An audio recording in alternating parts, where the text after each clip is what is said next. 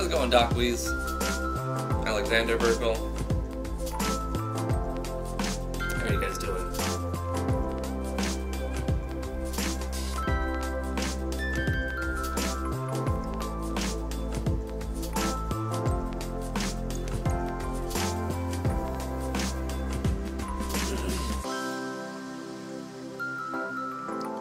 Doing pretty good. Had a good weekend. Hoodwood Link, how are you?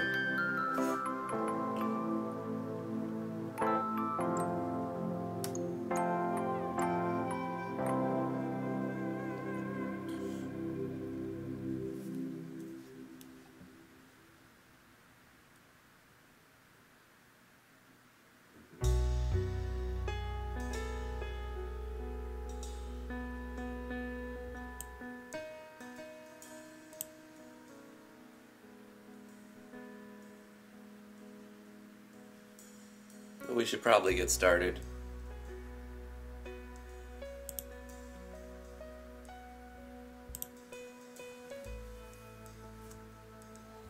How's it going, everybody? I'm Drifty from Driftwood Gaming. I hope you had a fantastic weekend. Welcome back to Learning RPG Maker MV and their various tutorials. Today's episode, I'm going to be working on my project. I'm going to be adding some new DLC. Thank you, R.A.M, for the new DLC. Appreciate that. For those of you who would like to join the Discord, link is in the description below.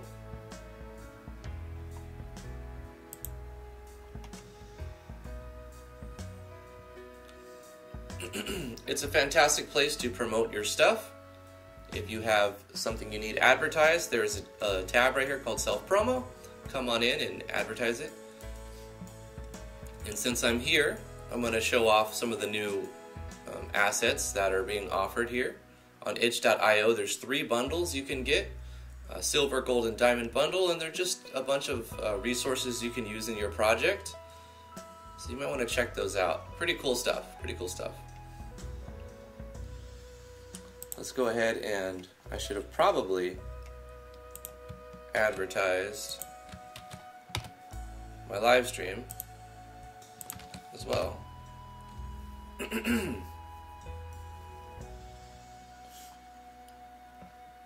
Alright. Anyway, links in the description below if you want to join the Discord. Let's jump into a project. I received R.A.'s Visu Stella DLC, which is tile sets and whatnot. Free of charge, thank you, R.A.. I have to disclose that. But let's add them to a project. We're going to be working on Natural Explorers. Doc Weeze, Alexander Burkle, Hoodwood Link, Omni Slash, Jeremiah Black. Hello, everybody. Thank you for coming to the stream. You must be getting YouTube notifications, because I forgot to even put a link in the Discord.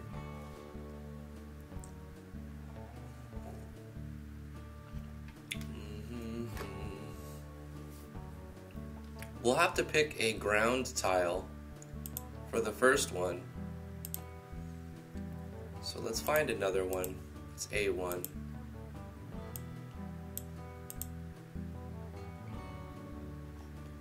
Let's do inside A1. Or graveyard. Or FSM Town. Let's do FSM Town.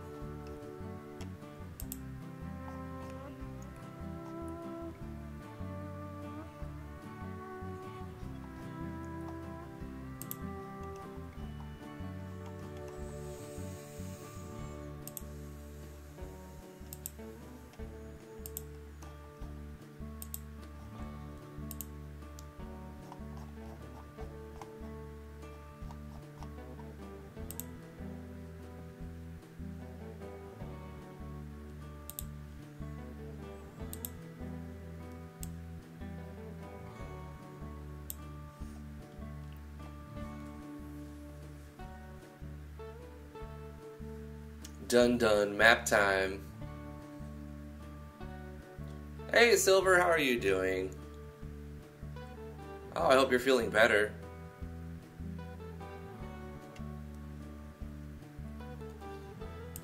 Outside A3.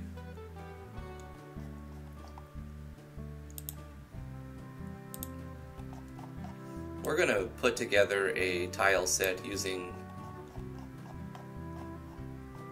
various other tile sets and all of the Visual Stella tile sets.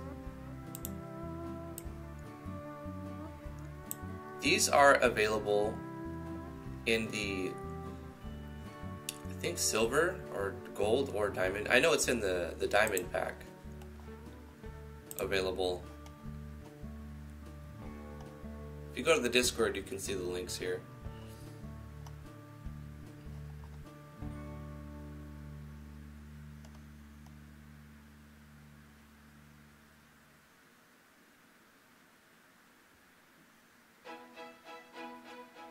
Anyway, you could download them separately or in a bundle, you get a discount. We're on A5. Let's find a good A5. That one should work fine.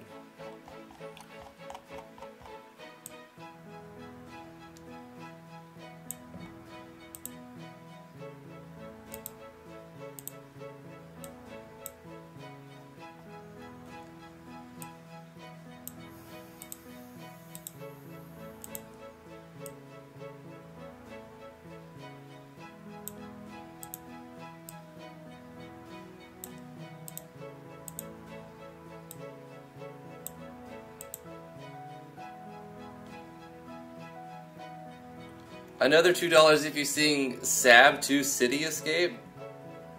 What is Sab 2 City Escape? Thank you for the super chat. We got $2 million donation from Unpro Pro. Thank you for that $2 million.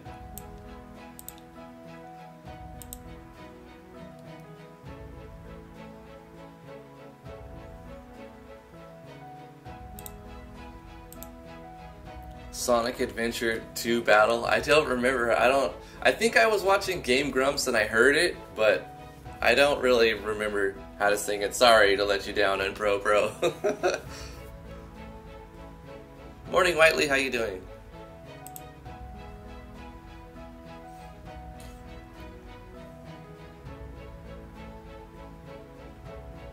You purchased the new Haunted School pack and got your boss battle and tutorial town set up. Nice, Silver, good job. Aw, sorry, man. I would have to play it and then I'd get copyright claimed.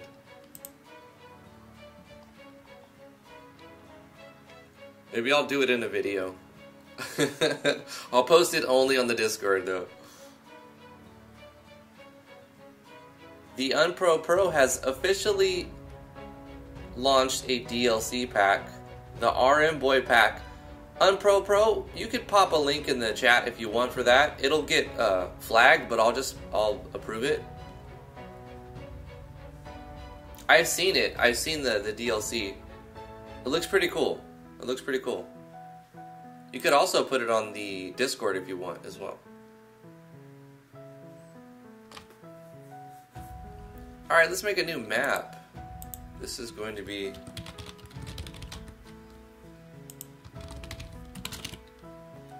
Okay, I'm going to show this. There you go. People should be able to see the link now.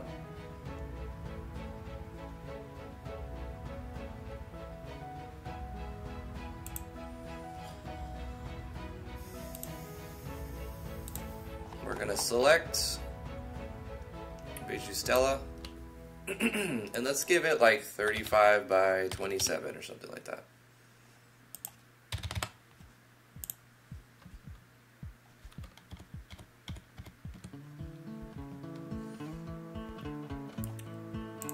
Can I do a generate dungeon with this? I must know. Add margins, wide passage for rooms. I can. $2 anyway, I planned for it. Thanks again, man. Nah, you're dropping it more than you need to, man. Appreciate it. Another 2 million super chat from Unpro Pro. Oh, you have a ferret? That's cool. We got a bearded dragon, and tell you what, buying crickets for a bearded dragon is expensive. We've been feeding it mealworms, those little pinky mice, and mostly crickets. Yeah, it was just a little thing when we got it, but now she's already big and fat. She's got these pink colors. One of these days I'll show you guys. She's in the other room though. I didn't know they got like a pink color. They look super cool. She doesn't eat ferret food.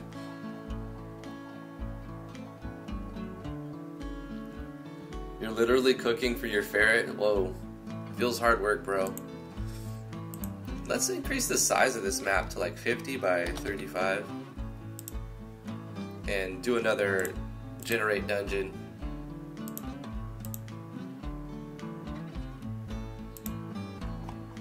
Whoa.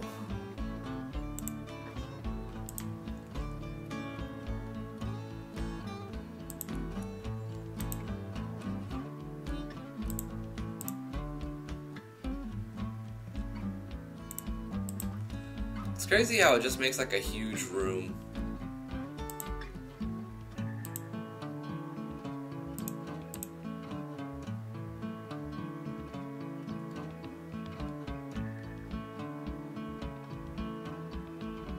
That's awesome.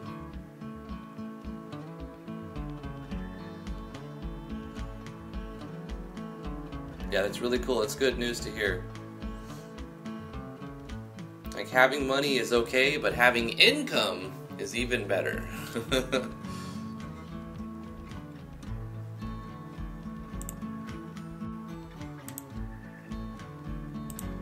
Let's find a good combination here. Let's take this and that. Hey, I like that. That looks really good.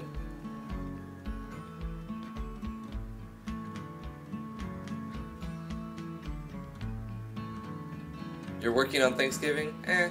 That's fine. It's just another day, really. And if some places you get even more.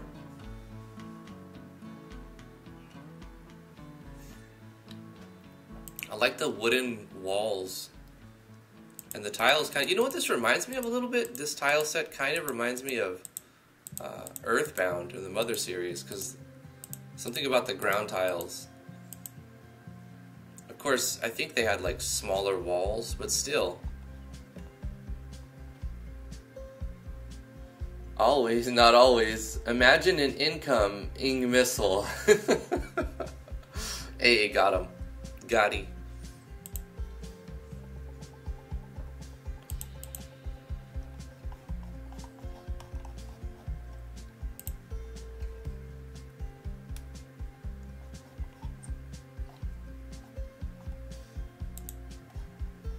Put some windows on this building.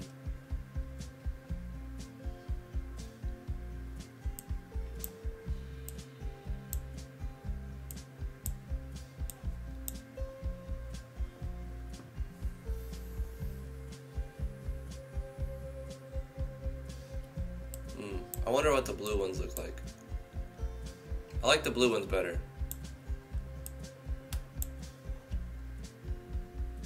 Kind of is a contrast to the orangish tint. Which looks pretty nice there.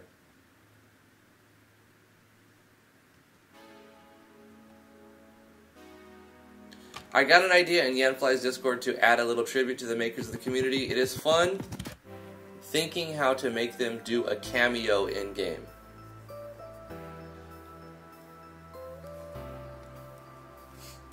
One thing to keep in mind though, if you're going to put, like, you know, community heads or like people from the community in your game, don't give them crappy dialogue. I'm not saying that's what you'll do, but this is what I've seen happen before. It's like, I don't want to be in someone's project if they're going to make me sound like an idiot. I do that on my own. I don't need someone to do that for me. So when you give somebody a cameo in your game, probably give them as little dialogue as possible, right? Yanfly doesn't want to be in your game if he sounds like an idiot. And the same thing with myself.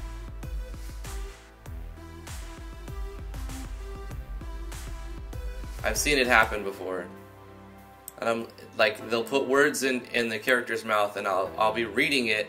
I've even done first impressions where people have put me in their game and I'm like, I would never say this. Why is this coming out of quote unquote Drifty's mouth? I would never say this.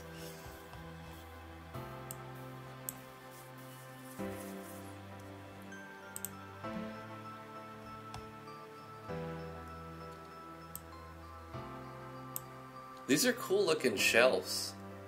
Let's put one of these over here.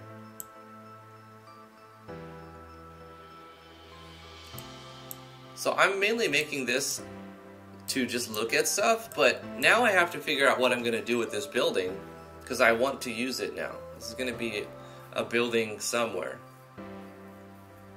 So I have to think about what it is and its purpose. You know, it's got all of the stuff to be like a learning center. This should be the tutorial area.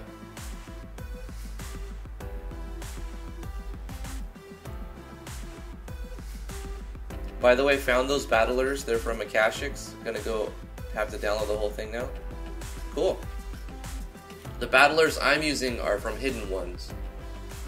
Hidden Ones post. This is going to be the tutorial center.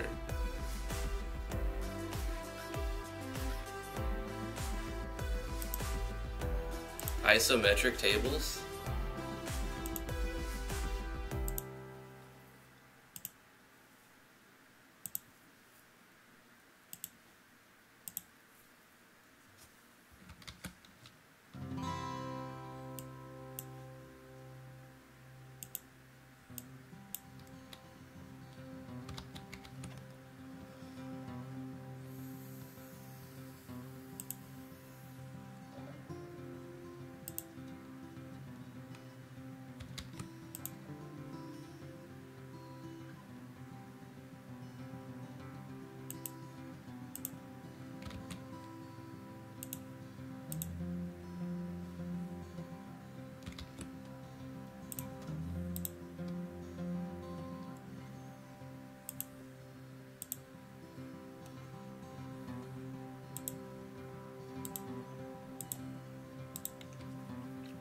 What a cool looking little table.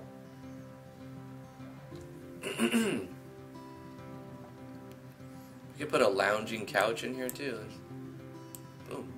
Little couch. Maybe right here.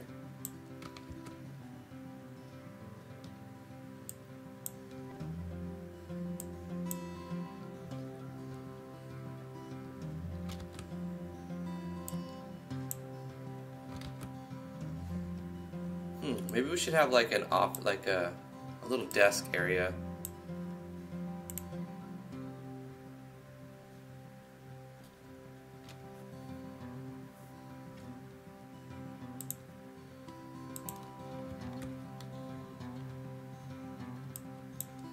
Here's where the vending machines will go.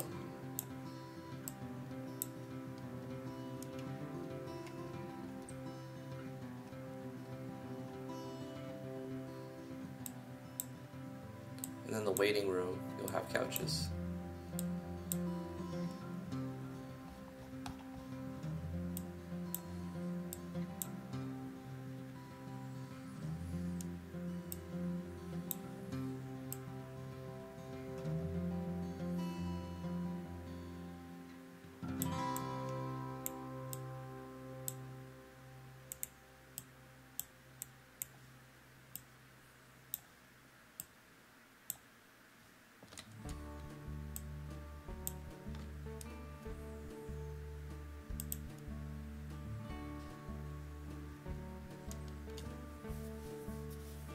This is definitely going to be like the tutorial area.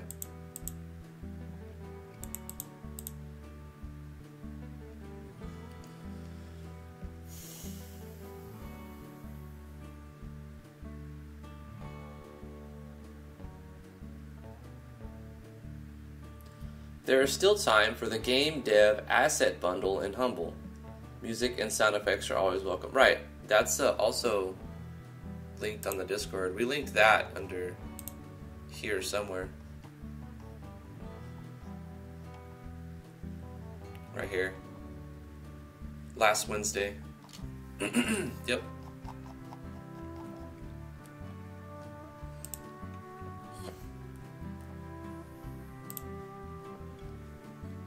This is a pretty cool tile set.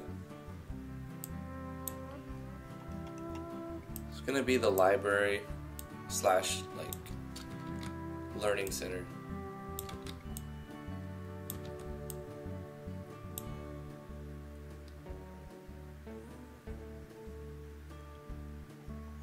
Boom, boom, boom, boom.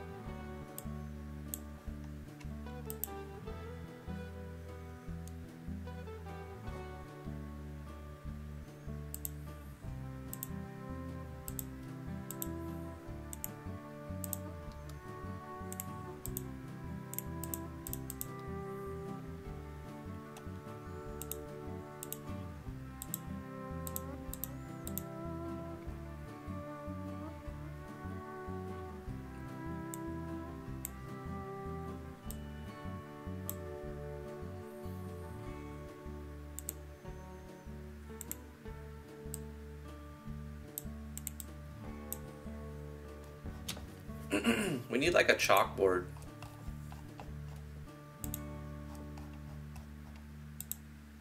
Oh, they have them. Sweet.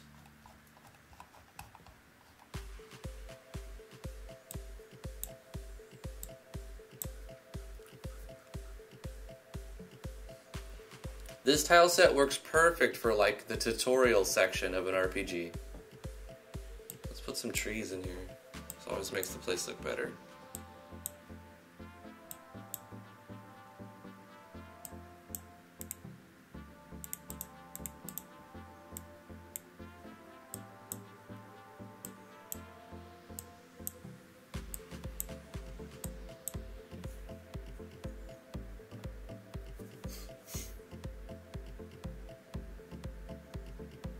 Awesome, dude. Have fun. Thanks for the super chat.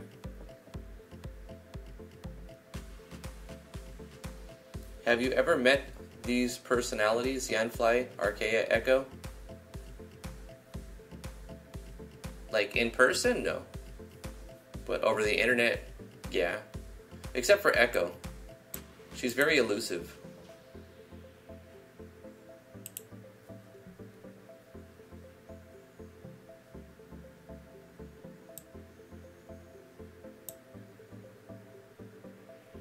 She's never, like, reached out to say anything to me.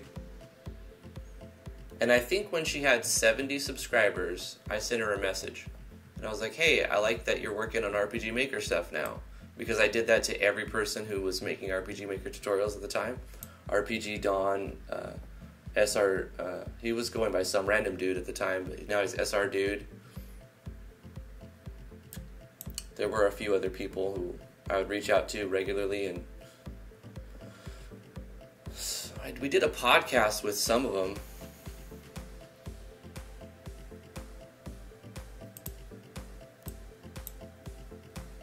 But Echo never responded. Oh wait, she did, that's right. One time, I said, hey, I'm going to add you to my YouTube page on the side as the featured channels. And she said, okay, I'll do the same. So I don't know if I still am, but I'm probably a link on the side of her homepage for the featured channels. So I guess, yeah, on all 3 accounts.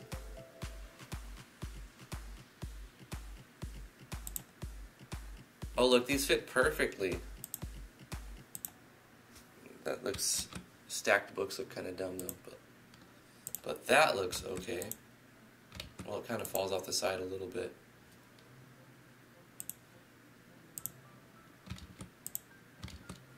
What if we put it on this one? It actually looks okay. Right on that one. How you doing, Heartless? I'm doing well.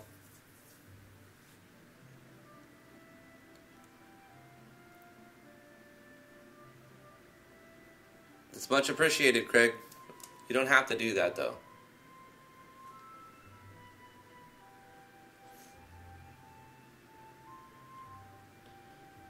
Shame that SRD dropped out of the RPG Maker world. Well, he's still around, you know. He's got university. He's probably taken up all of his time.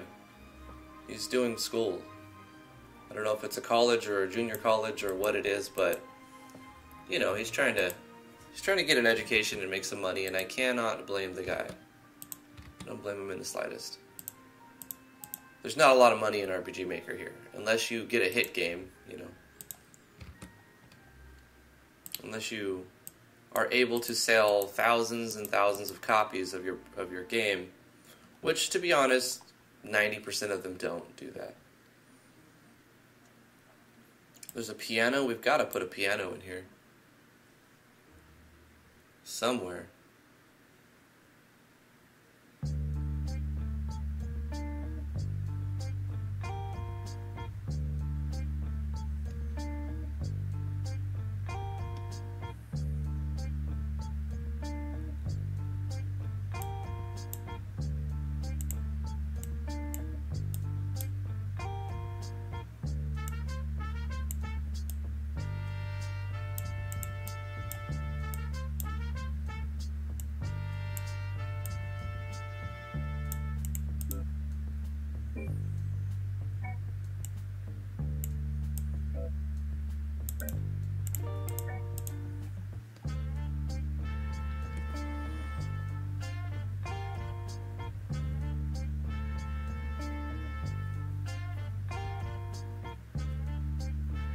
After playing Fear and Hunger for 3 or 4 days, hardcore, and Back to the Living, so it's that good, huh?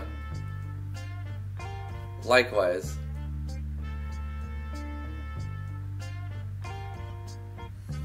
As it turns out, partly because people were pricks with plug-in stuff, happening with Olivia now too. Yeah, you know, it's inevitable. You do stuff for free, and then people become entitled, and then the majority of people are super cool. There's a big misconception, really. But there are plenty of douche nozzles out there, right? And that causes somebody in that line of work to be like, what am I even doing this for, right? Like, why am I spending all this time? At first, it's a huge learning experience, and you get a lot of exposure, and you learn a lot, and you get a lot of good feedback. But at some point, like, people want you to work on their project, and they don't even know what the hell they're doing. You know, they're like, I'm gonna make this huge 50-hour game, and I'm only gonna spend, like, you know, $50 on my project to sell a 50-hour game. But this guy's an idiot. You know, that doesn't work that way. And you don't even want a huge 50-hour game, to be honest. Like,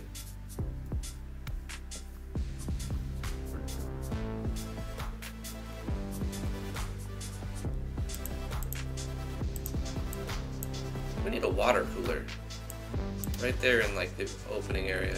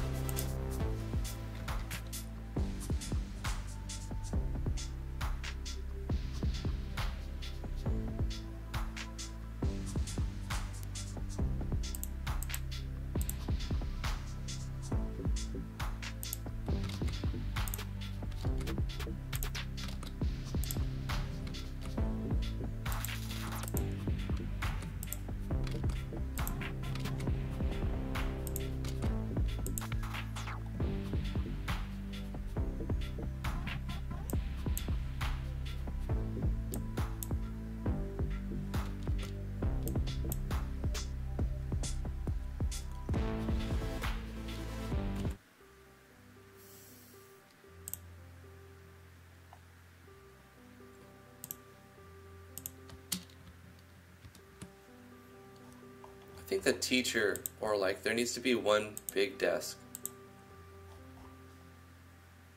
We have a piano here, but it doesn't quite fit this spot. Instead, we need like a larger desk. Like something like this. But instead of that long, we'll just see if we can close it like that. Yeah, like that. That's what I wanted. And then we'll put a chair that looks like this right here.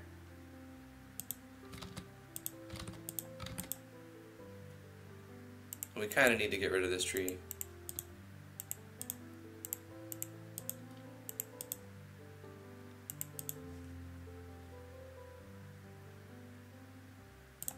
We'll go with one of these. And in the corner, teacher will have like a little file cabinet or something.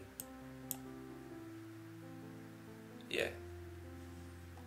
We'll have to edit the tile set too. We'll have to show what tiles we can walk on and not. So let's do that. Starting with the first one.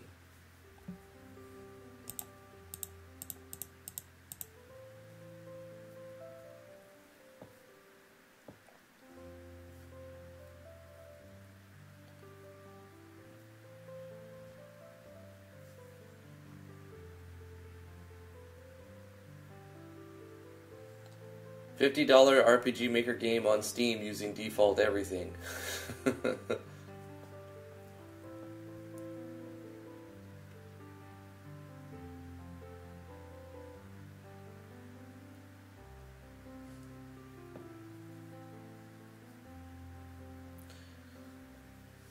If you can spend 50 hours in a game, that's great. That's something that you could aim for, but you don't want to make a 50-hour story. You want to make a 3 to 10 hour story, tops, and have some sort of system that lets the player have replayability so they can go through the story again with New Game Plus, or have some sort of ancillary systems that lets them, like an arena system that they can grind on, and they can kind of spend extra time beating the optional things. I think that's the better way to do it.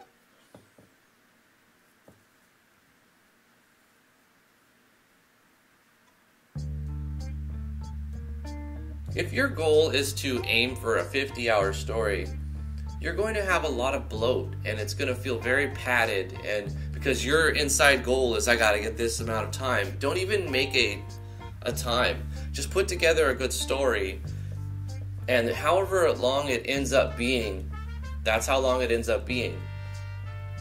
If you like say this story has got to be this many pages or this many hours long, you're really just setting yourself up for failure, because you're going to try to match your storyline to this amount of duration, some arbitrary number, and then you're going to dilute and water down your story because you need to make it seem bigger than what it is. And nobody wants that. Even a good story will kind of suck if there's too much padding and watered down nonsense in it.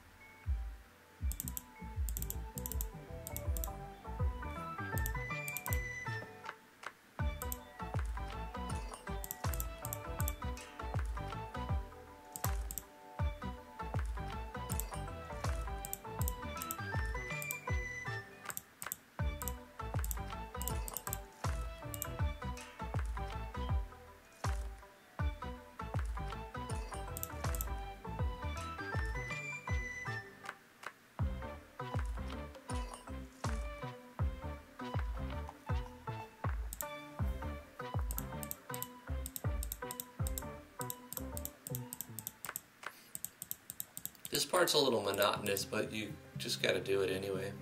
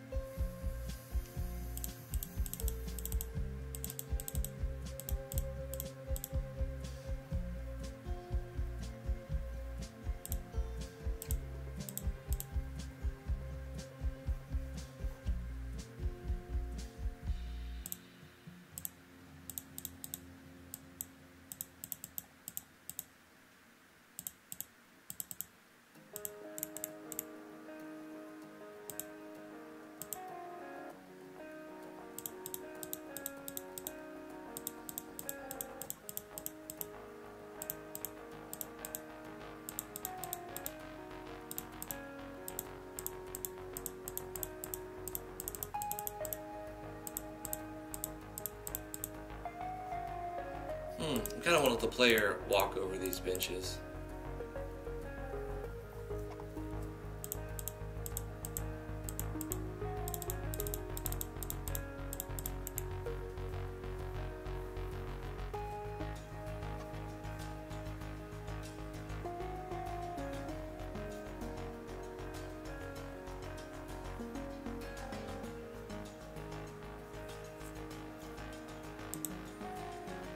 This is going to be the rough draft passability, because then we'll come back in and do the passage 4-directional.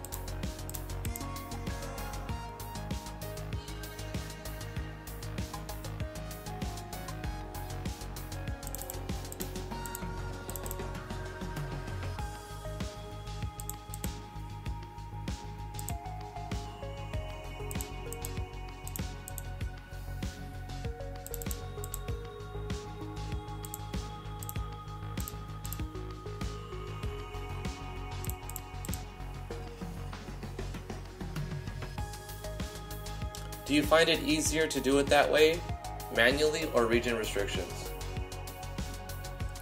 Well, I like going in and making the tile sets sort of close to what I want, and then I'll fine tune them with the passage for directions for like the chairs and stuff. And kind of want to use this basic tile set passage data to control where the player can go. But I usually have to go into the map on the regions and add some region restrictions at certain points. So I do both.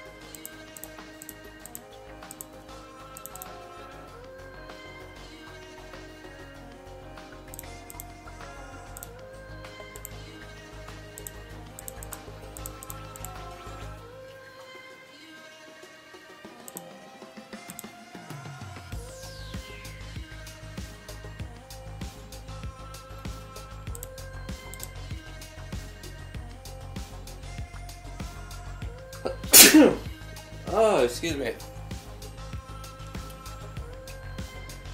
I love my one bandit battles where the heroes got to fight them in waves uninterrupted.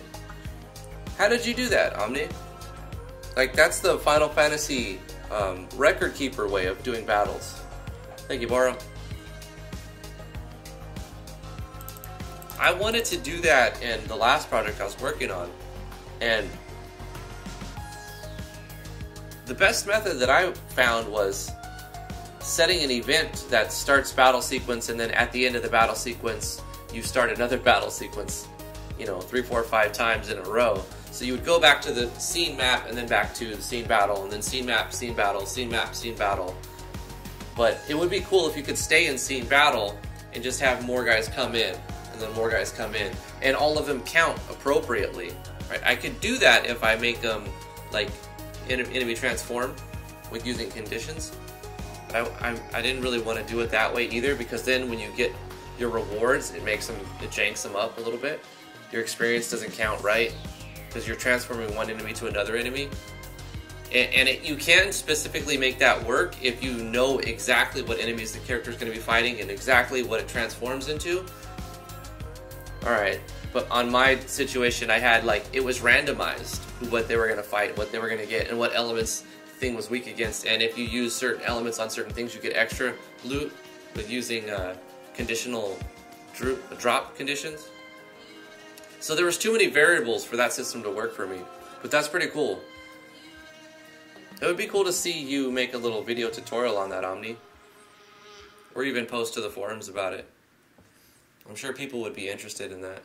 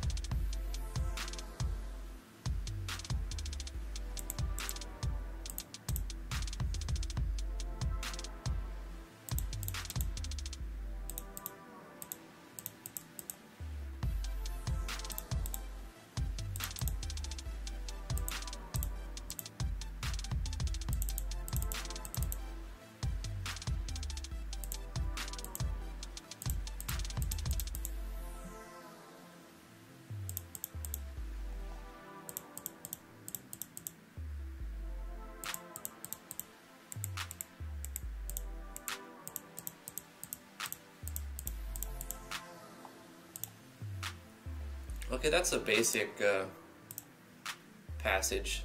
Let's run around on the map and do some testing. See where we can run over the walls and whatnot.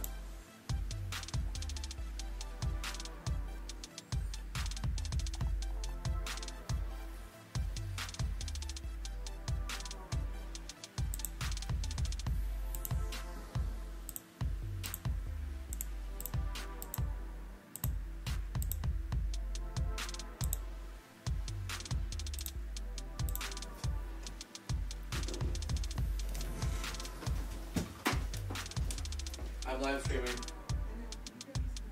Oh, sure.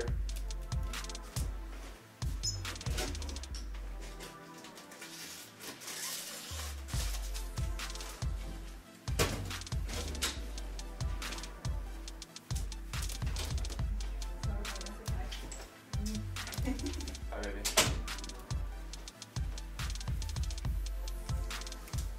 Sorry about that. T says hi.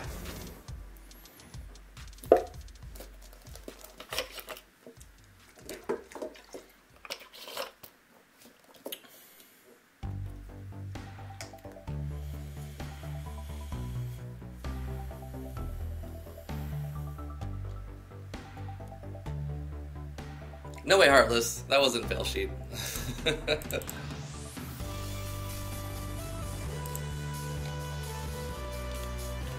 Alright, let's see where we can walk on the walls. Little teddy bears hiding here. This looks right. This is cool. Oh no. You gotta make it so that you can't walk on the chair, the couches.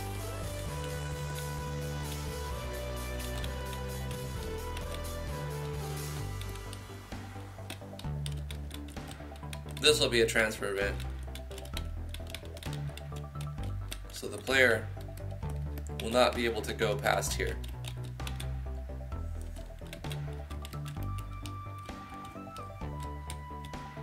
Just to make sure of that, we need to make sure that this tile is not passable.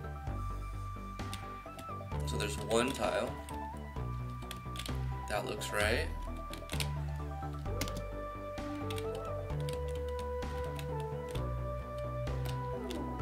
You should add dungeon trap floors.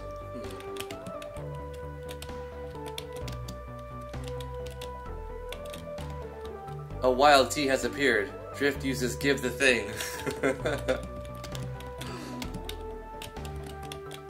She forgot water.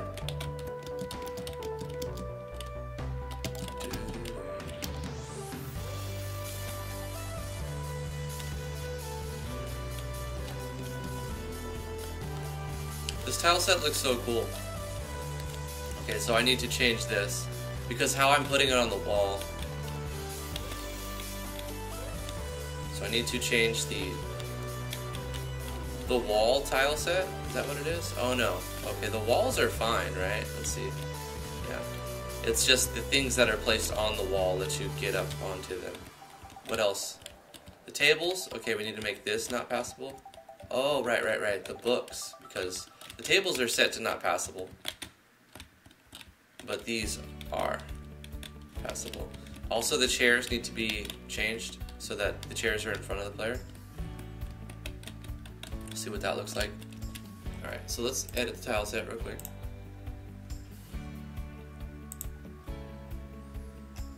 And make so.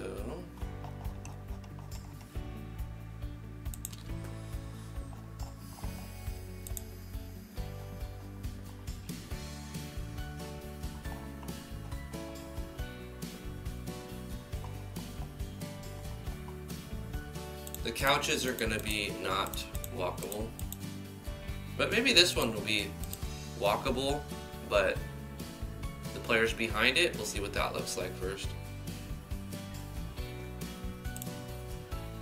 And all of these need to be X'd like so.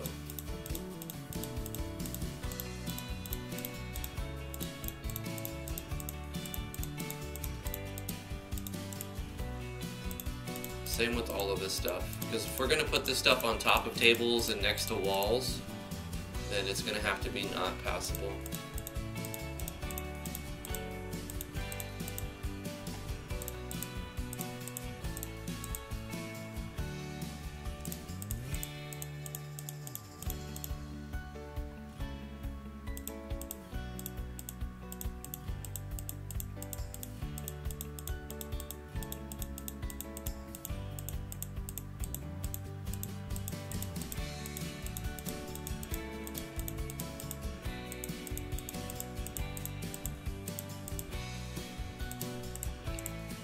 Teddy bear will be passable though.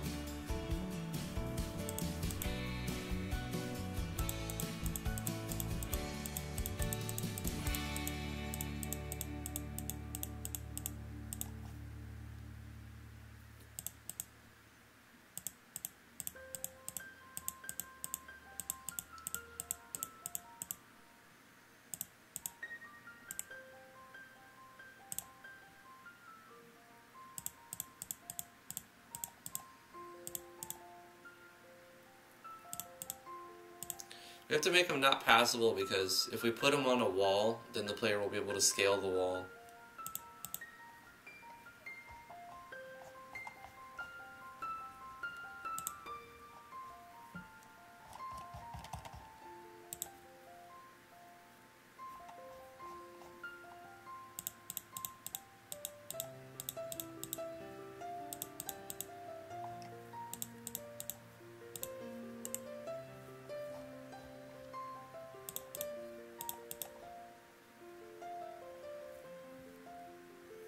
That should work.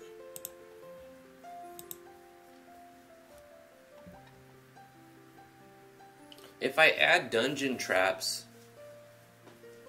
which isn't a bad idea, I'd have to be kind of careful how often I put them and what their potential power can be so that they don't just like frustrate the player for no reason. Maybe make a system so that the player can try to disarm those traps and maybe level up their skill disarming traps so there's a sense of progression in behind finding all the traps. It seems like another arbitrary system that I don't know if I'll use, but I mean, it's an idea. I've seen games do that and it works well, like in, what is it called? The Great Gaia's does it well. I mean, they're too strong in that game. I feel like the traps are way too strong. But they do have like this level up system, which is kind of neat. As you disarm the traps, you get better at a skill, and everything is like rolling a d20, so I kind of like that old school thought process of like, it's dice based. Goes back to pen and paper.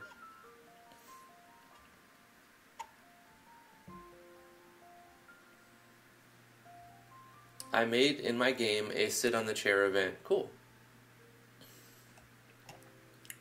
Boro B says, I've made a neat little thing lately using Victor Engine's Battle Advantage and Sensor's self-switch plugins. Like if an enemy caught you in his line of sight, you're going to start a battle with him by default. But if you manage to attack him from behind before he manages to see you, your battle starts with an enemy turned away from you, so you have an extra move before the start of the battle. That's pretty cool. That's really cool. There's a Ganfly plugin that does that too. Something similar like that. Plays on line of sight, and if you interact from the side, like you flank the target or you come from behind, you get an advantage in combat. You get an extra round. Right now I'm coding guards to chase you around Yanfly's the event chaser. Cool. But they also have their own patrol route. You could set that up too.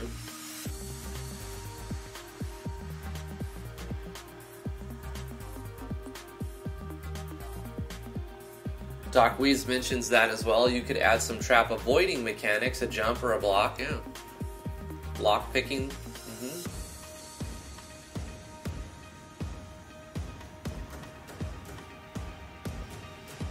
Lots of good ideas. Lots of good ideas. Alright, let's try to run around now that we've got some... Oh, there's one more thing I need to change real quick. It's in this tile set. I want this to be considered a wall. These two are going to be a wall. This will be a passage, but this will be a wall.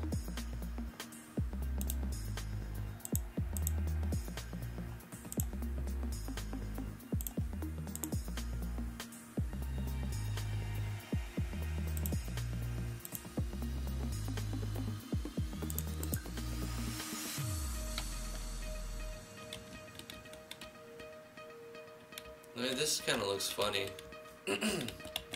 Yeah, I'm gonna remove that. That looks better.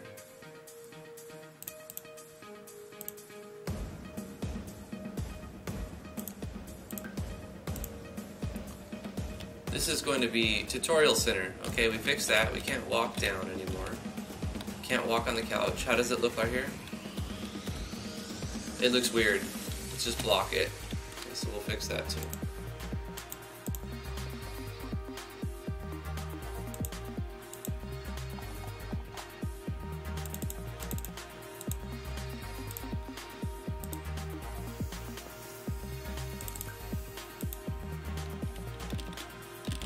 You know what would be a cool idea?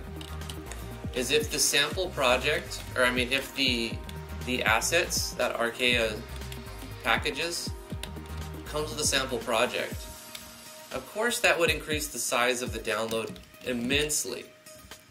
But if you do that, you give the player the ability to just copy paste from one project to another project all of the X's and stars and O's.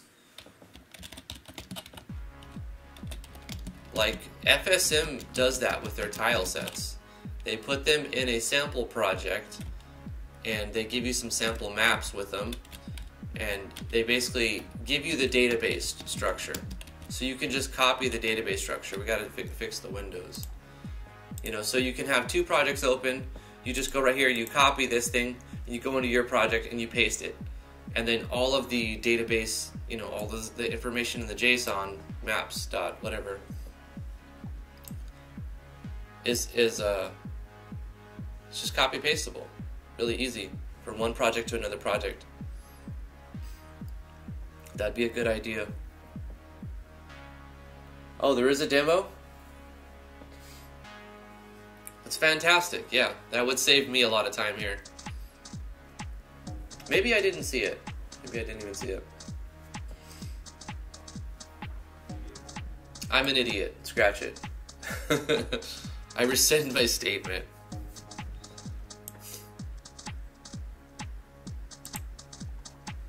We gotta fix this here.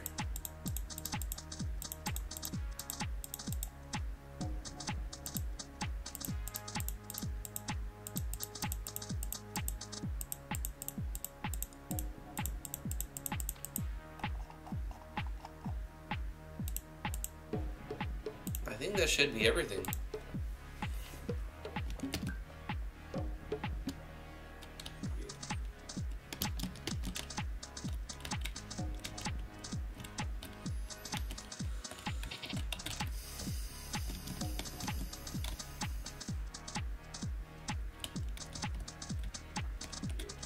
The shadows look kind of funny on the wall here. Should fix that.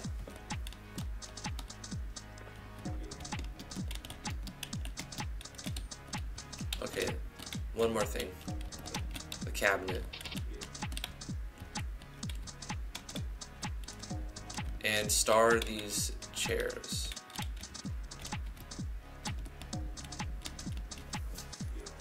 Okay, fix the cabinets.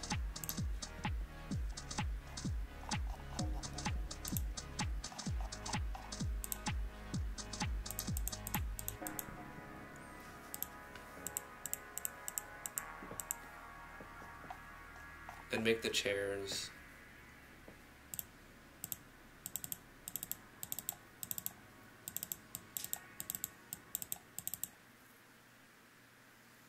Passable. That should be better.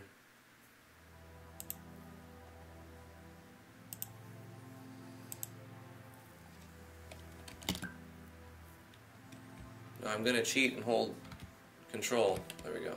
That actually, because I held control to do that. Okay, so the cabinet still doesn't.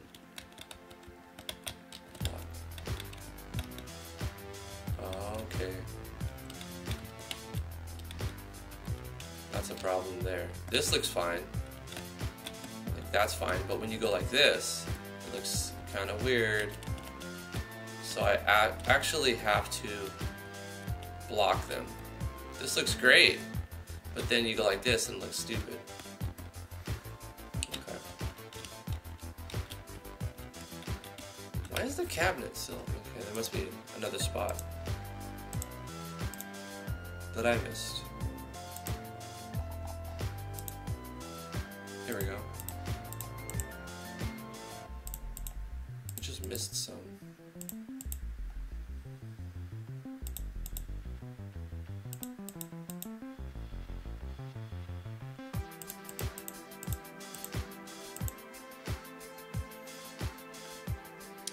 Aaron asks, what time am I streaming to? I stream every Monday through Friday, 10 a.m. to noon Eastern Standard Time. So for another 50 minutes or so.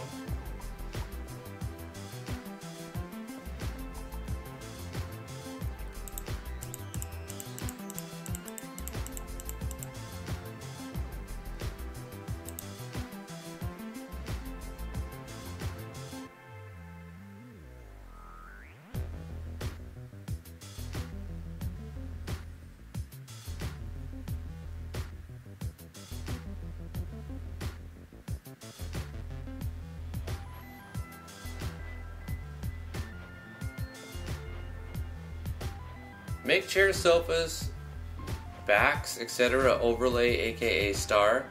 Then make an event same as characters on them, and ask the player sit or not if they interact with them. We could do that. It's not a bad idea. Definitely be more polished that way.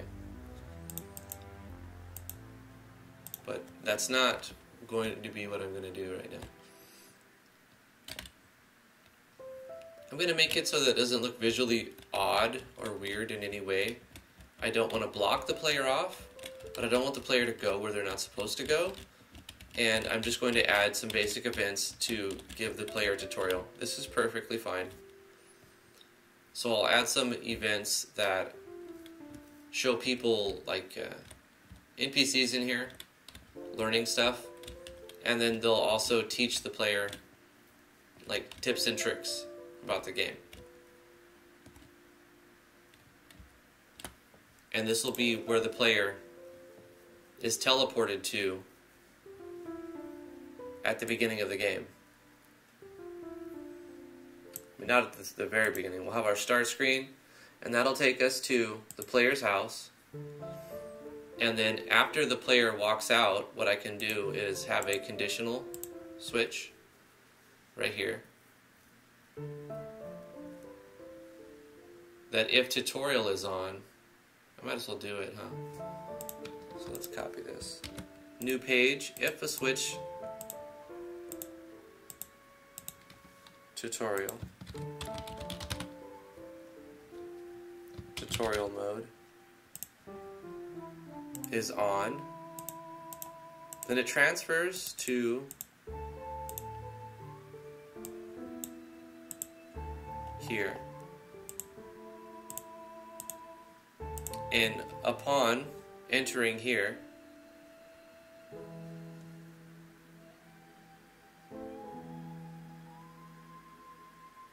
right, that'll work fine.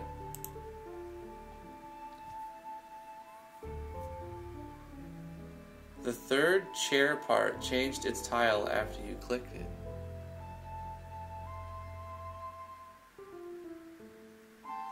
Yeah, it's going to be a classroom. It's for the tutorial section of the game. The optional tutorials. At the beginning of the game, tutorial mode's going to be on. It's going to take the player here. And then this is going to be an auto run event. The player is going to be teleported here. The player is going to walk up to here and then face up and talk to somebody at the counter here. And the counter is going to give some basic information, a couple of show texts, and then ask the player if they would like to know more about certain subjects, or, you know, however I want to do it as I start getting into it. Maybe let the player walk around a little bit, and when the player exits the building, it's going to turn tutorial mode switch off. That way, when they go back to their house, this will no longer be on, and then it will just transfer outside the house.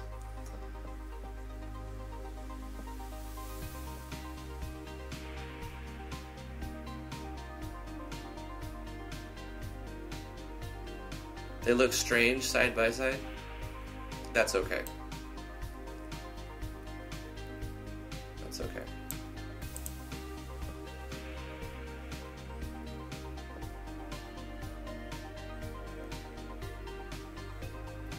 I'm still looking for what you're talking about, Moro. The third chair part changed its tile.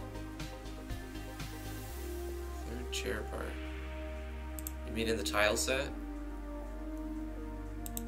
Third chair part.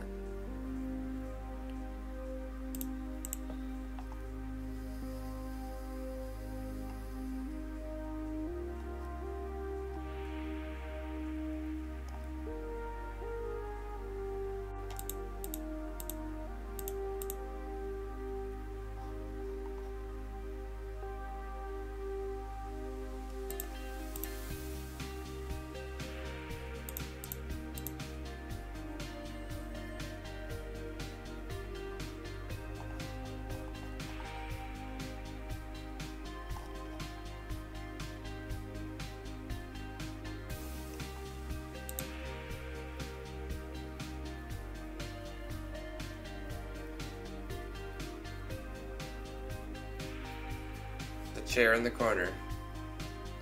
The farthest room from the enter. Over here, this chair. It changed its tile. Hold on, let me start over here and see what you're talking about.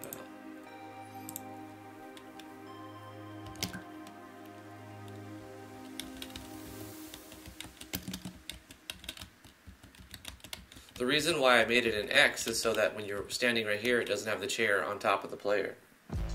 The other corner. You mean these are inverted? Like, yeah, I know. Like this one's facing outward, this one's facing outward.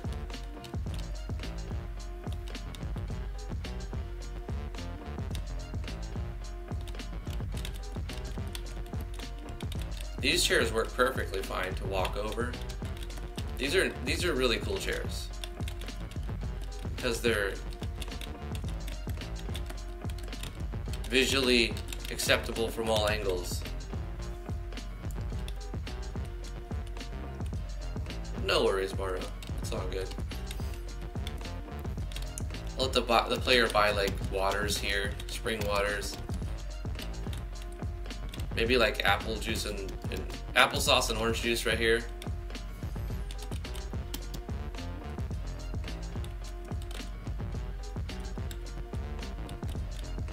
Now the teddy bear is on the chair, on the table, right? Cool. So I suppose I should set it up. I should set the events up now that I got the map here. I want to erase the shadows real quick though. I just don't think they look right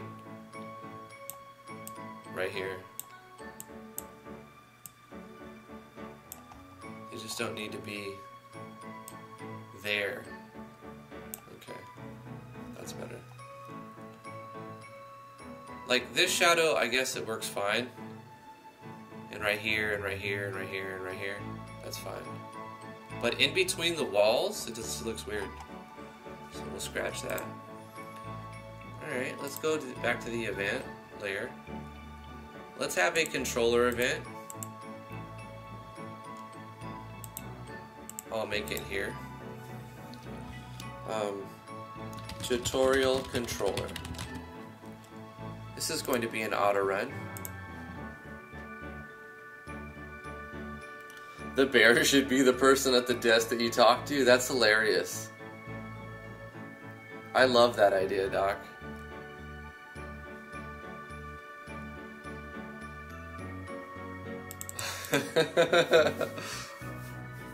Hello, noob. I'm Ted. Ted the tutorial giver.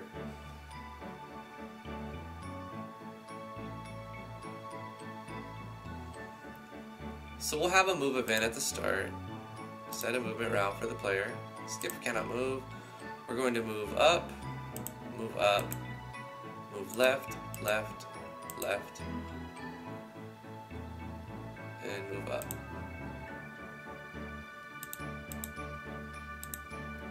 Start the player here. Up, up, left, left, left, up.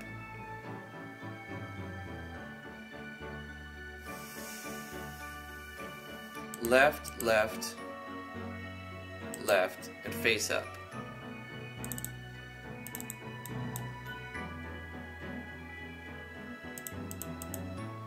Turn down for what?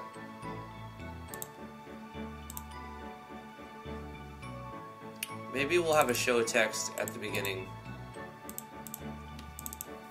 Do I have a teddy bear face? This dialogue needs a face graphic. I'm gonna have to make a face image for Ted.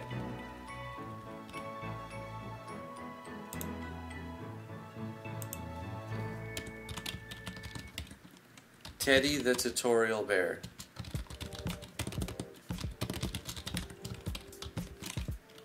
Teddy the tutorial bear.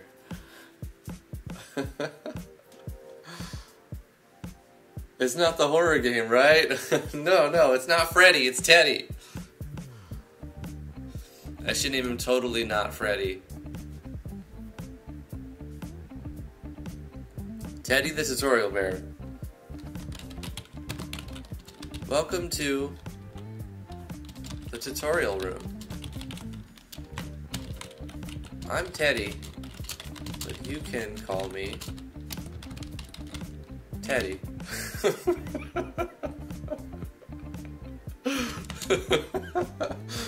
Right?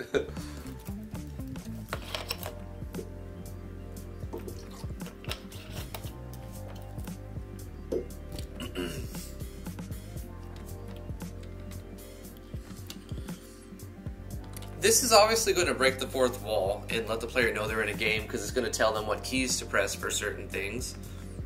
However, I think in an initial tutorial room, that's kind of acceptable, right? Even in the greatest RPG of all time, Final Fantasy VI, they do this. There is a house in Narshe that has, like, people who tell you about pressing buttons, and they break the fourth wall there, saying that, you know, it's in a game, basically. Hello, player name. I am Ted, Teddy Bear. Welcome to the tutorial. Before you ask, right? Before you ask, I do not jump scare you, nor have a golden form.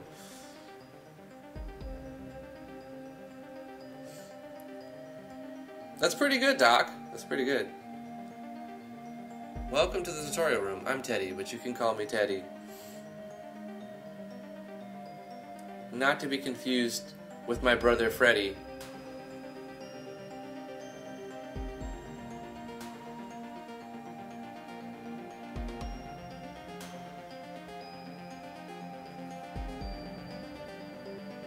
I could reference that.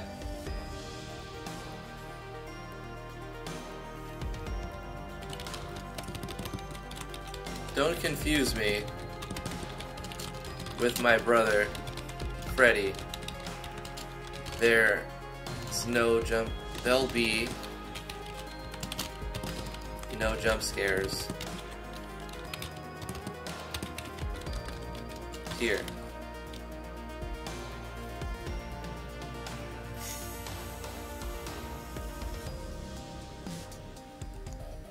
That works.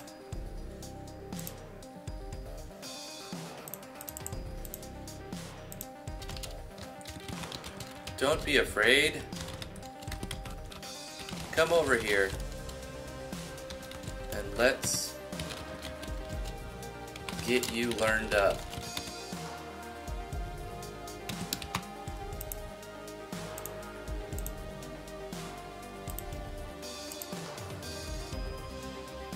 Last bit of tangent for him could be a letter on a desk that says, "From Freddy to Teddy." We could. It could be like on the floor over here. Like in the hallway. The player can find it. Like right there.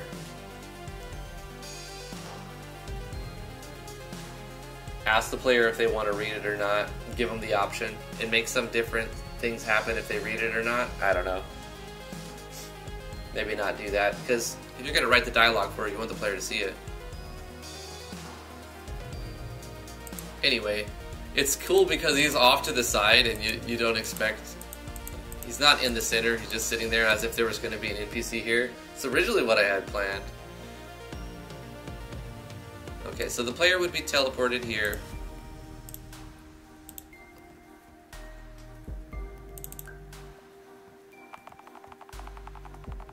Let's get you learned up, sounds threateningly. Welcome to the tutorial room. I'm Teddy, but you can call me Teddy. Don't confuse me with my brother Freddy. There'll be no jump scares here. Don't be afraid, come over here and let's get you learned up. We could do a question mark, because the player's gonna be like, what? Teddy the Tutorial Bear. And it's auto run, so it's gonna repeat doing that. But what we can include is some zooming, right? And fade out, fade in, and question mark bubble. You can do show balloon icon, exclamation at the beginning,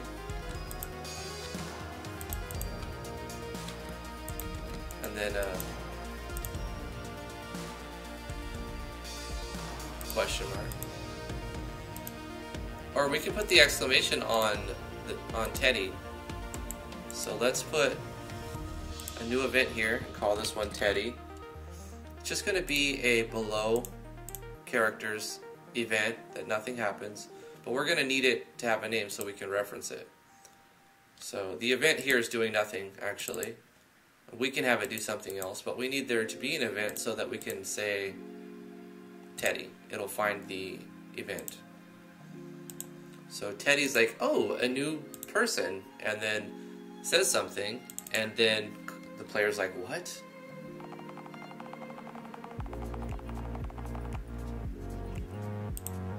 I'm going to move it up 1 right there.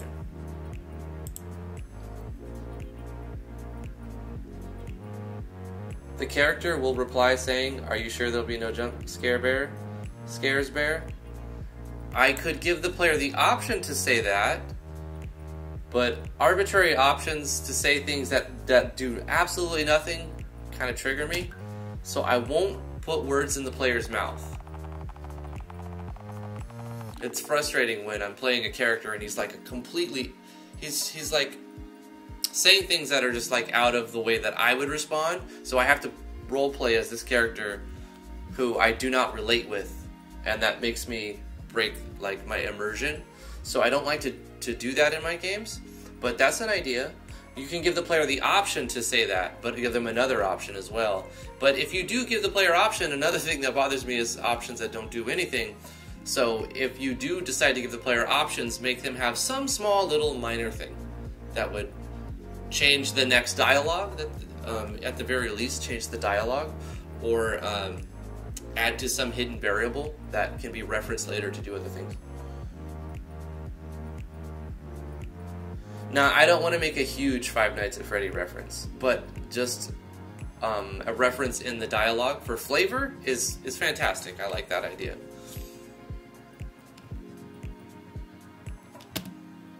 And the player needs to we'll have the player facing up from the teleport event. Okay. So from the player's house, we're going to transfer.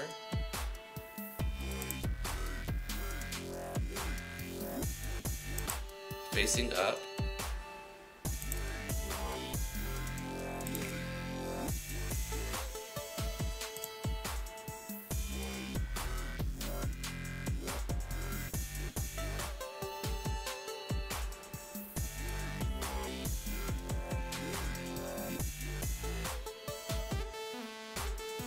You know what I was thinking too?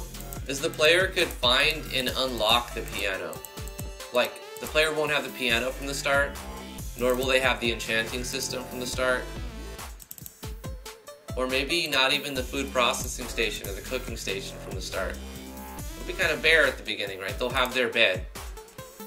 And then as the player proceeds throughout the story, they'll find a chef, or, yeah, they'll find a chef. And then once they find a chef, the chef will give you cutting tools, and then that'll open up this little processing station. And you'll find a musician, and the musician will be like, I've got this piano, but I don't have room for it anymore, and something, you've rescued me here, you can have it. And then it'll appear here. And we can draw the piano with a doodad and using one switch. And the events could stay the exact same. We'll just draw the piano, and then we'll just add a couple of events right here that are also using the same switch. So if the piano is being drawn, then we're creating a block so the player can't walk right there. I'm going to do something like that too. I like that. This will obviously have a switch requirement on it that you need to unlock the enchanting system to upgrade your main weapons.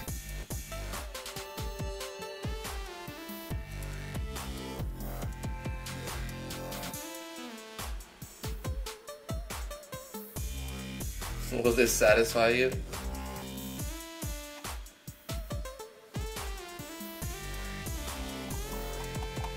I'm going to rename this map now, and I'm going to call it Tutorial Classroom. The classroom is what it'll be called in game.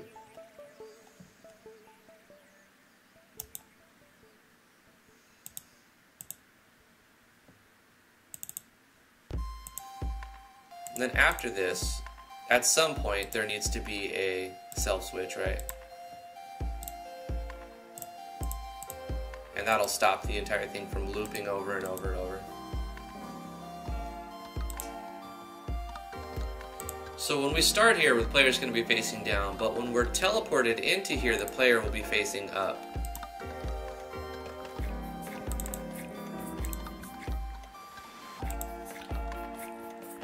So we could give the player some arbitrary options if we wanted to here.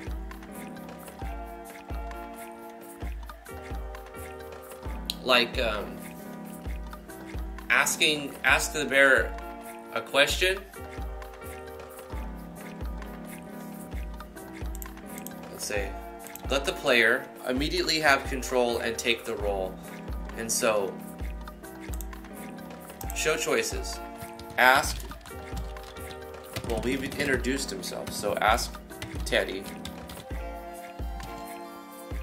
about ... about something.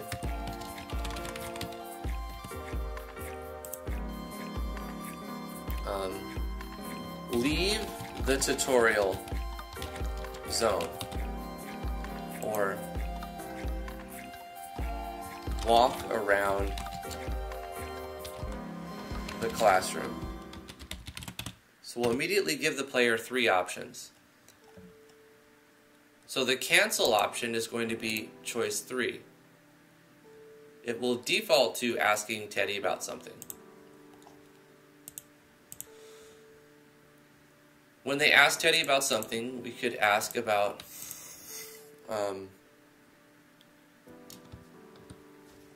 we'll just show another choice, actually. Branch these choices. What are these brown cotton candy icons I see in the lower left corner of the screen?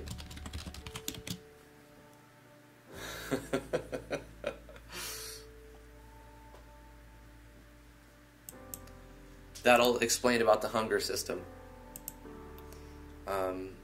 Another thing the player might know.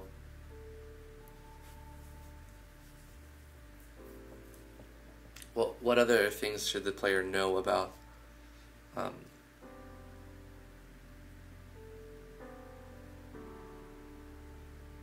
how do I turn off burp noises?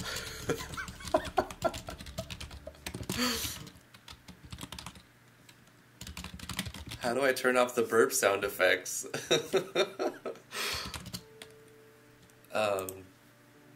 What else would the player need to know about this game?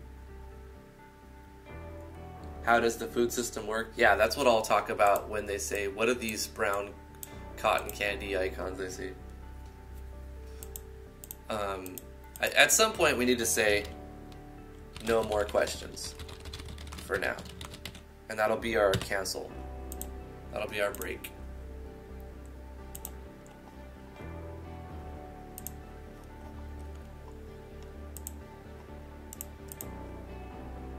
We do need a face for Teddy.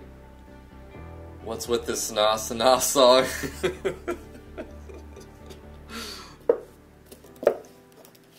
That's pretty good.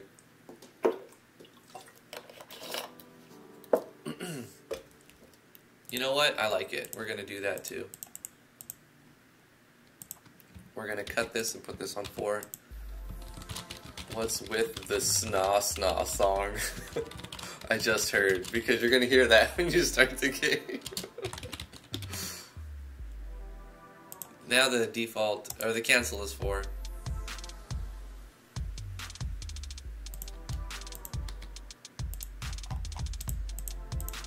and we'll say all of the sound of, not all of them actually, most of the sound, not even most, actually only some at this point, many of the sound effects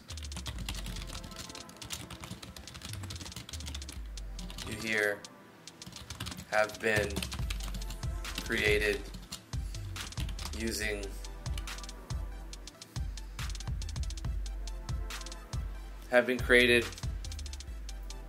like, but that should be given, right? Like, what would I say right here? Like, I'm not trying to be like, I made a bunch of sound effects. It's just like,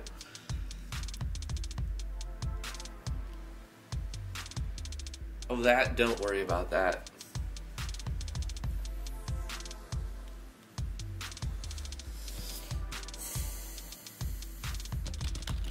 That's victory music. Don't argue. I don't want to do that to the player either. That's victory music. It will play every time you win a battle, but that's not true.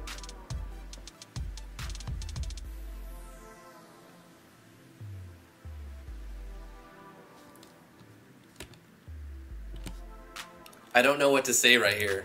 There's definitely got to be something said. I don't know what to say. Make a Sna Sna remix. But what I can put in here is actually, like, this is actual tutorial content. This game uses a hunger system to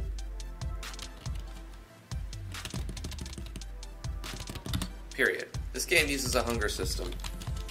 The icons you see in the bottom left corner of the screen are actually your food meter.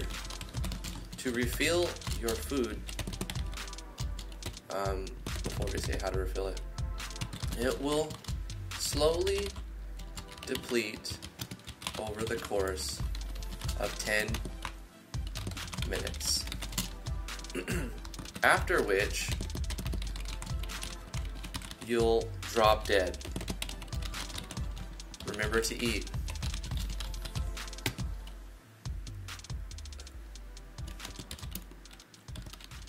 I forgot what icon food rations. Remember to eat food rations, whatever number it is, regularly, periodically, to stay alive. You can press E to quickly use the item.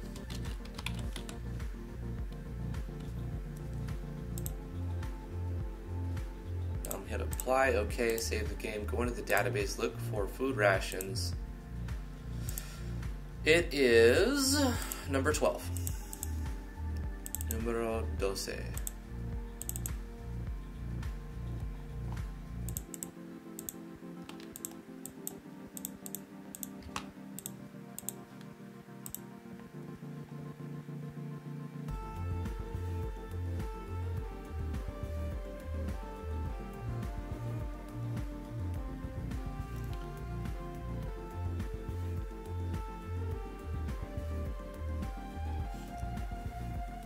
Right, that's the literal explanation, Silver. It's played when you gain a companion.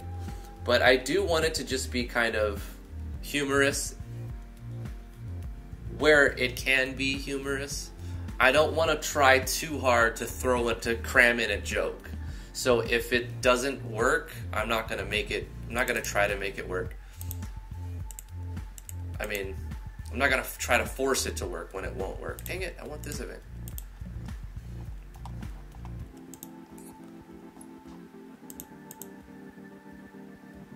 So I'll keep this option there to remind myself that there's something there. But if I don't find something that actually is funny, I'll make it informative. So if it's not entertaining, it'll be educational. How do I turn off the burp sound effects?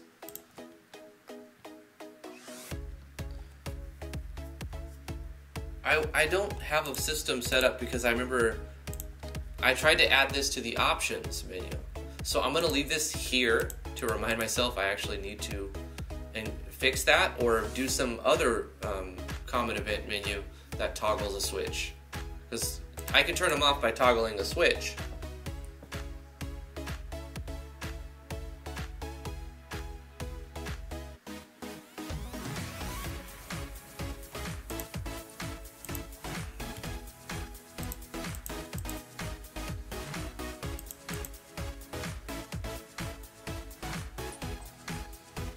When the player says from the first question, leave the tutorial zone,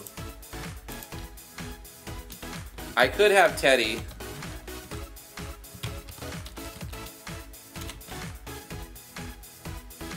say, all right, Mr. Know-It-All, but that would be kind of, I don't know.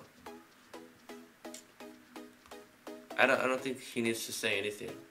He can just greet the player. Come back anytime to learn more about the specific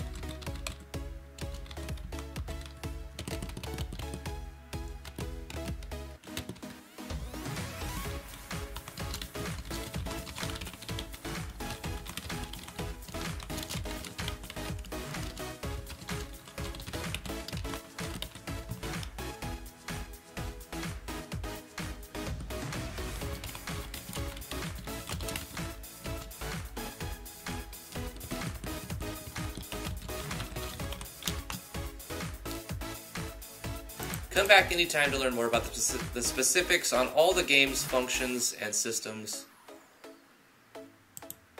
That sounds too much.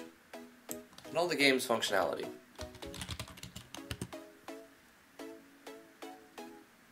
Come back at any time to learn more about specifics for all the games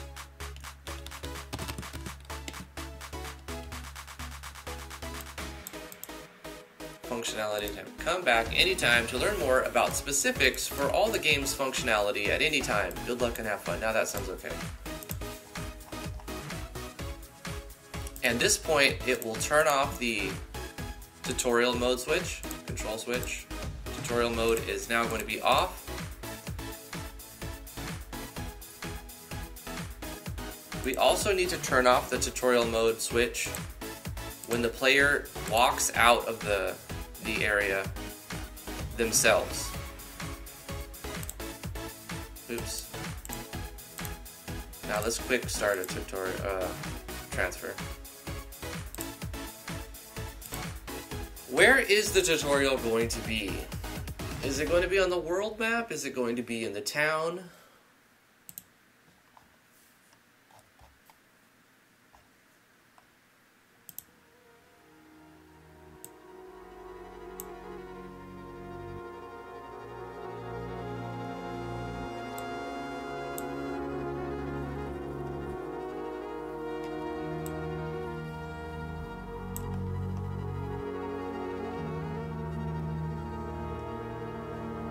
What about like a little village, a little area right up here in this spot?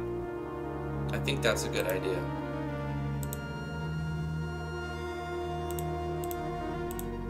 It will fade to, character will face down. Let's edit this, it's limited options. Why would it not show the fade there? Fade to white.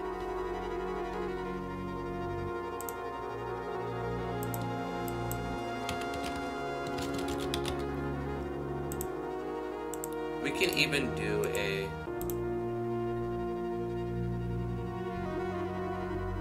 what is this music? Event label, or do we have to put mini label? Mini label.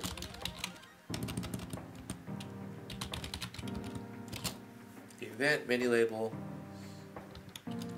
Exit.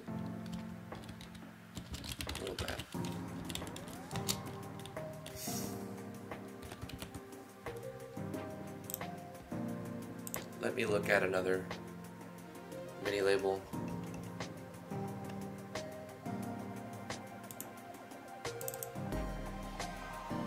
It just mini label.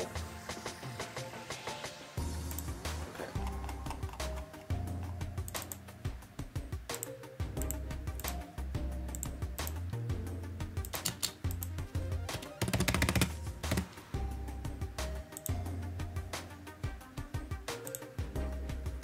We need to include the turn the tutorial mode off. Oh, I know how to do this, because you won't need to set it every time. We'll paste it like this, and then we'll have a copy, paste the event page, and this will have if the tutorial mode is on, then when you exit, turn it off. And this one won't even need this. It'll just be the same exit, but it won't have to turn the tutorial off. So if the tutorial mode is on and the player is in here, when they walk out it turns off. That will toggle the other teleport. So when the player walks out of his house, at the beginning they are teleported into the tutorial area. But then after that, when they walk out, they're transferred into the village. Excuse me. Nice. That'll work. Now on the world map, back on the world map, need to set up something right here. You could use a doodad as well, so it doesn't have to be anything. Yeah, we're not forced or constrained to use one of these, but I kind of think this would work fine, especially for now. Whoa! Let's not do that. Let's just put one.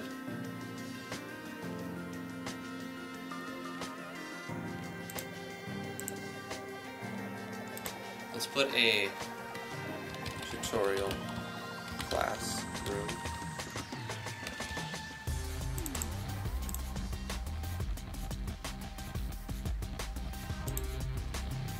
Mini label.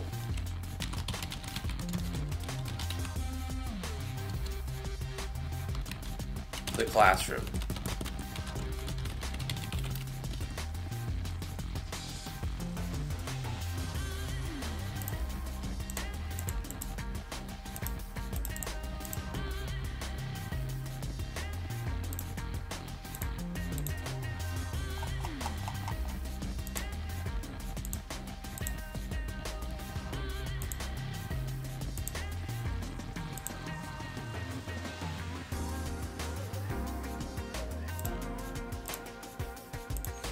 What was that one zoom?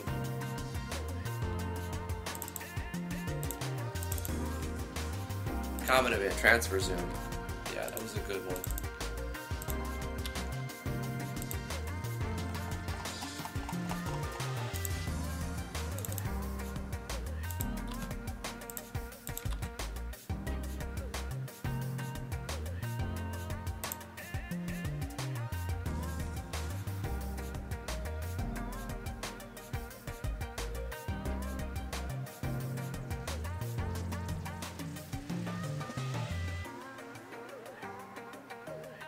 Hey Charles and Nico, we're making the tutorial zone.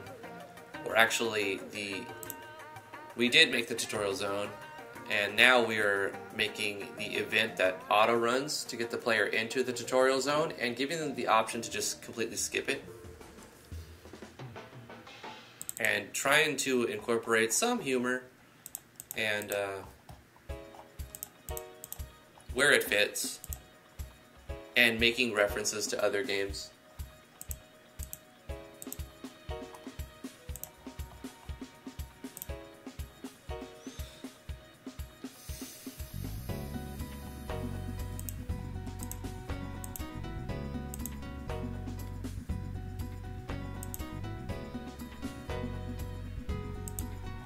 So if the player says, I need to make a loop now. So for some event like this, where you prompt the player, ah yes, I see, humor, Nas. Thanks for tuning in, Nas.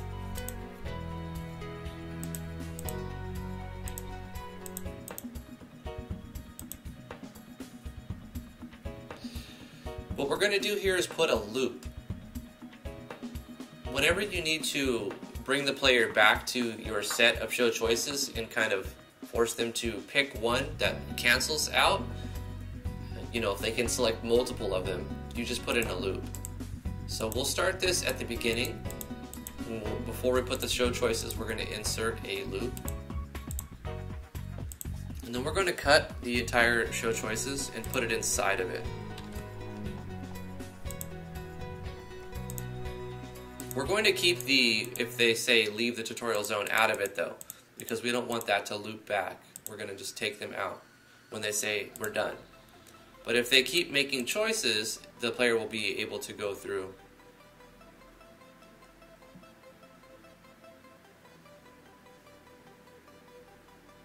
I have tutorials in the main menu people can skip if they like. That's under the information fairy. Nice, that's a good idea. Make the tutorials available from the menu. That's a smart choice.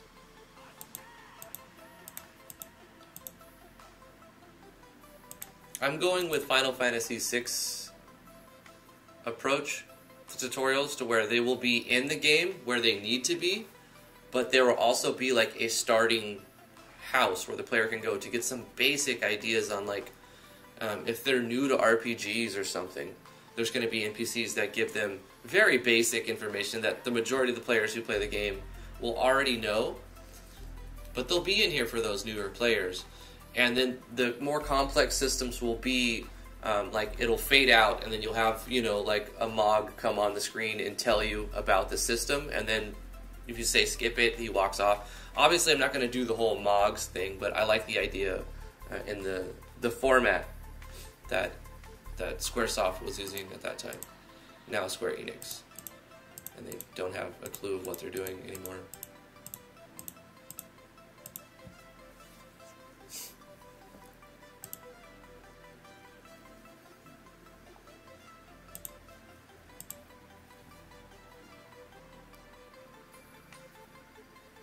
I like teaching players things naturally, personally. It flows better for me. That's cool, Nas. I will agree with you in that showing is better than telling. That's why this entire building is going to be optional.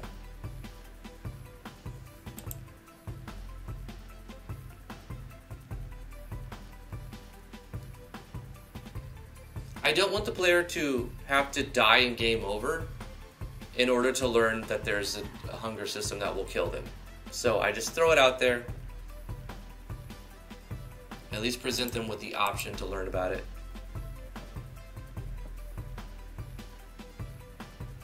I have a character whose whole life purpose is to give tutorials and info, kind of like the Zelda fairy. Yeah, I have one of those too. She's a character in the game. Her name is Jinx. She's going to be the one. She's a fairy.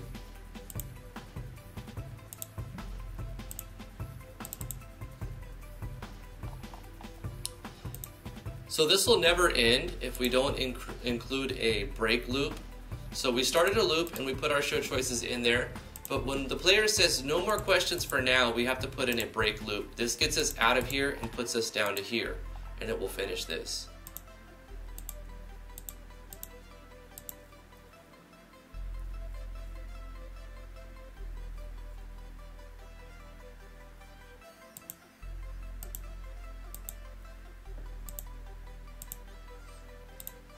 We do need to test this now.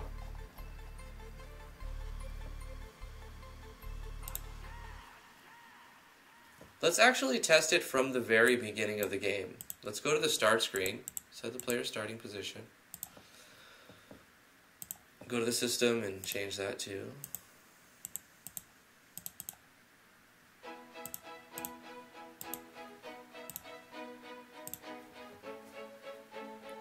Antonio De Lorenzo, thank you for joining. How are you doing? Cool Soft, hello. We're doing some beta testing of our starting system now. We're going to select a boy named Edmund the Dude.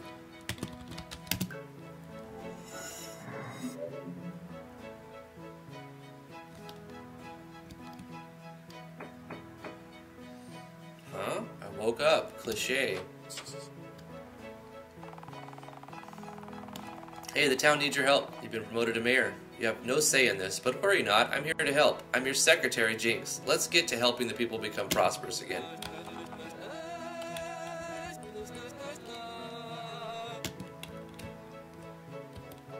This will be here later on.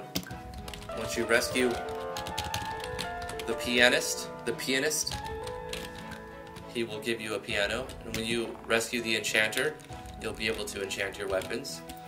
When you rescue the butcher, or actually, maybe not the butcher, when you rescue the cook, you'll be able to process foods. For now, it's all there. The player goes out, and we should be teleported to... It didn't work. We should be teleported to... Oh, we forgot to turn on the tutorial mode from the beginning. So our initialization event needs to turn on tutorial mode. This is so that we can skip it. We can just have this switch being not here if we don't want to do the tutorial thing. So tutorial mode is turned on from the beginning.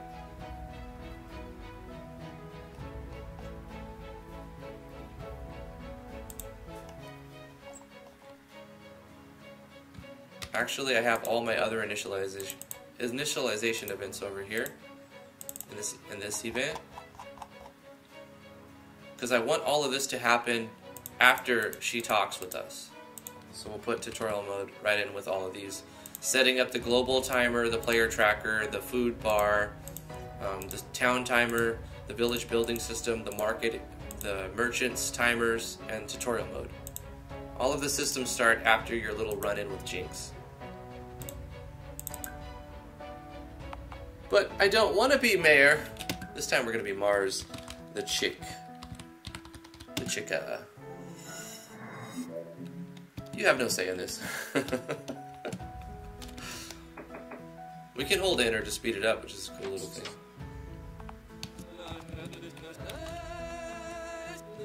The player's going to be like, okay, why do I have all these meat bars? Or what is this thing? Oh, I forgot to change the... That's fine, we'll continue on. But this, when you have that switch on, needs to be player touch. So we don't have to press enter right there.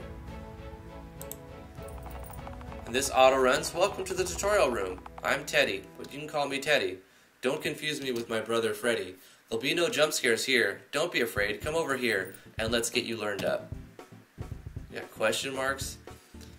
And he's also going to explain, I need to show, like, why do I keep hearing sound effects? What is this tax money? And this is where Teddy will explain to the player, you're going to have to feed the town with food rations.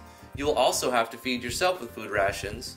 You're going to want to find some way to do that, hint, hint, and then like maybe talk about a chef or where they can find the chef. Also, let the player know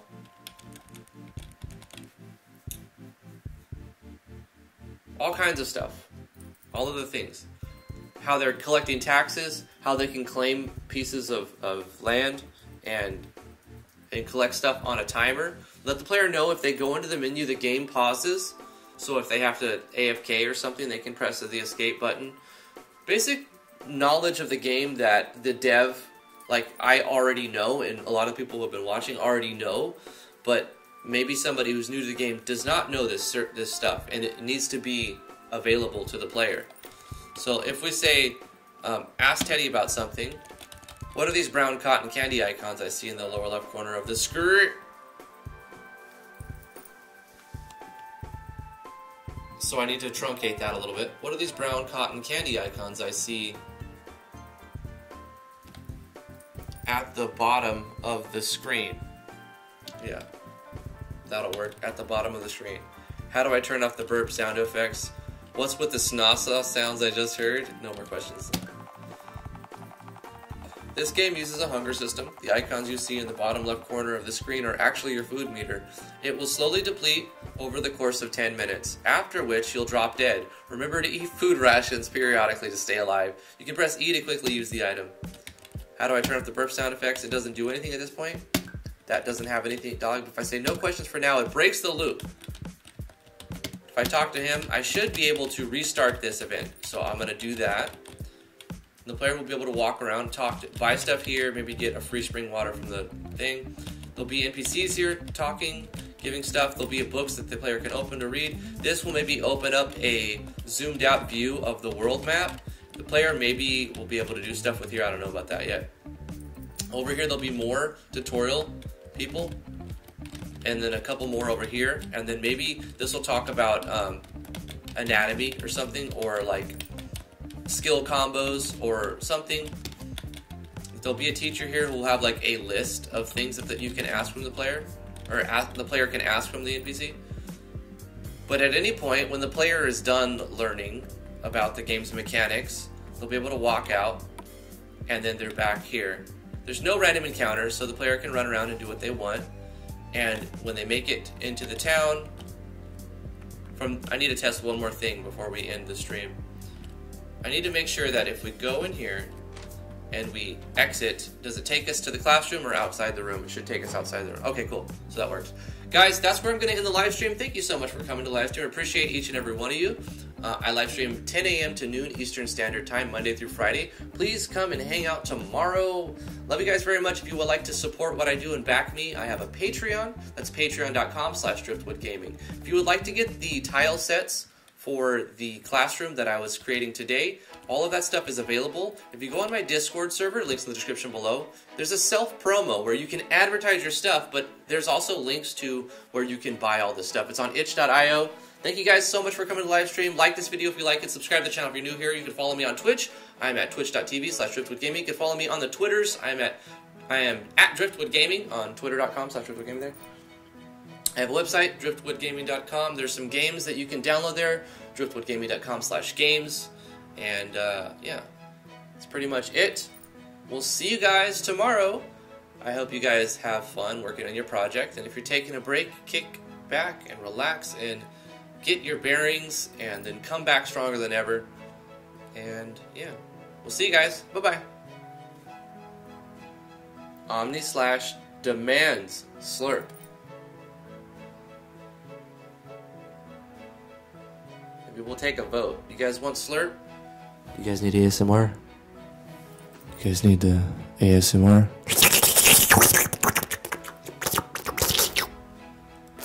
Bye guys.